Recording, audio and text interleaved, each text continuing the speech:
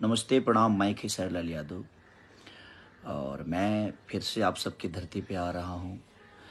नेपाल के रोहताहट जिला के गढ़ीमाई नगर पालिका के संग्रामपुर सुंदरपुर में जो मेला लगता है, पंचवर्षीय गढ़ीमाई के मेला में हमारे अध्यक्ष एवं गढ़ीमाई नगर पालिका के नगर प्रमुख श्री श्याम प्रसाद यादव जी हैं।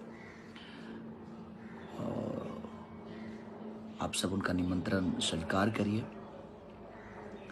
और यही दिसंबर यानी 5 दिसंबर 2024 इंडिया के 5 दिसंबर 2024 इंडिया के और नेपाल तिथि 2081 साल अगहन 20 गते